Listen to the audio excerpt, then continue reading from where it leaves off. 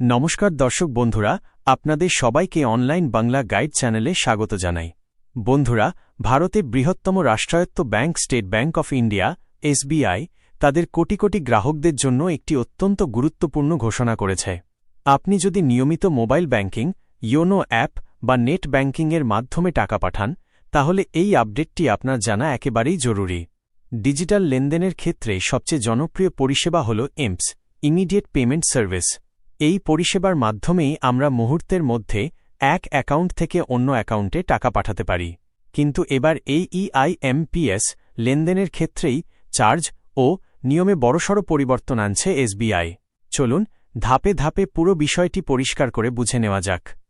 তো প্রথমে জেনে নিই নতুন নিয়ম কবে থেকে কার্যকর হবে। এসবিআই এর অফিসিয়াল বিজ্ঞপ্তি অনুযায়ী নতুন ইমপস চার্জ কার্যকর হবে 15 ফেব্রুয়ারি 2026 থেকে। 14 ফেব্রুয়ারি 2026 রাত 11:59 পর্যন্ত পুরনো চার্জ স্ট্রাকচারই কার্যকর থাকবে। এরপর থেকে অনলাইন মাধ্যমে বড় অঙ্কের টাকা পাঠাতে গেলে নতুন চার্জ দিতে হবে। অনলাইনে টাকা পাঠানোর নতুন চার্জ ইমপস। সবচেয়ে বড় স্বস্তির খবর হল ছোট অঙ্কের লেনদেনে কোনো চার্জ বাড়ানো হয়নি।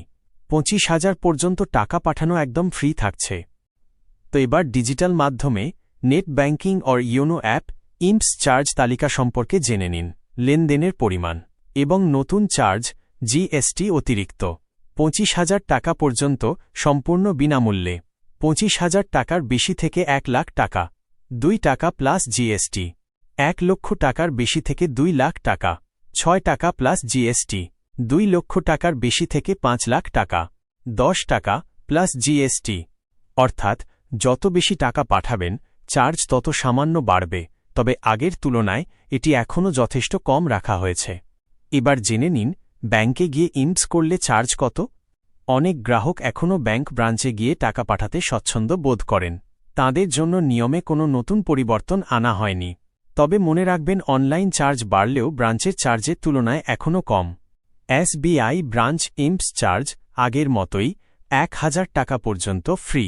1,000 টাকা থেকে 10,000 টাকা 2 টাকা প্লাস জিএসটি। 2 লাখ টাকা থেকে 5 লাখ টাকা 20 টাকা প্লাস জিএসটি। এখান থেকে স্পষ্ট যে এসবিআই গ্রাহকদের ডিজিটাল লেনদেনের দিকে উৎসাহিত করতেই অনলাইন চার্জ তুলনামূলক কম রেখেছে। তো এবার জেনে নিন কাদের জন্য কোনো চার্জ লাগবে না।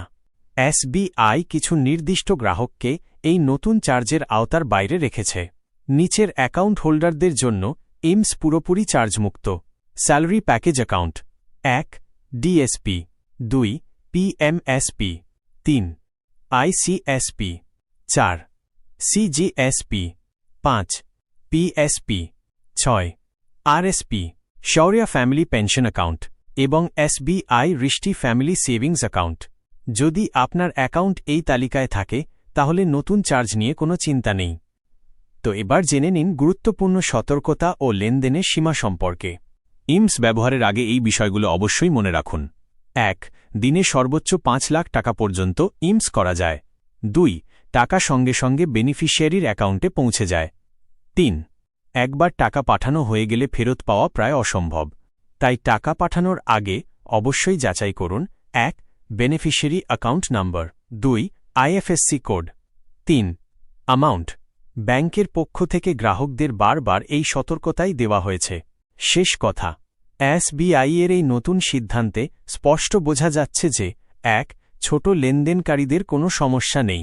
2 বড় অঙ্কের ডিজিটাল ট্রান্সফারে সামান্য চার্জ বাড়ছে। 3 তবুও অনলাইন লেনদেন ব্রাঞ্চের তুলনায় সস্তা। 4 নিরাপদ ও দ্রুত ট্রান্সফারের জন্য ইমপস এখনও সেরা মাধ্যম। আপনি যদি নিয়মিত অনলাইনে টাকা পাঠান তাহলে 15 ফেব্রুয়ারি 2026 পর থেকে এই নতুন চার্জ মাথায় রেখেই লেনদেন করুন।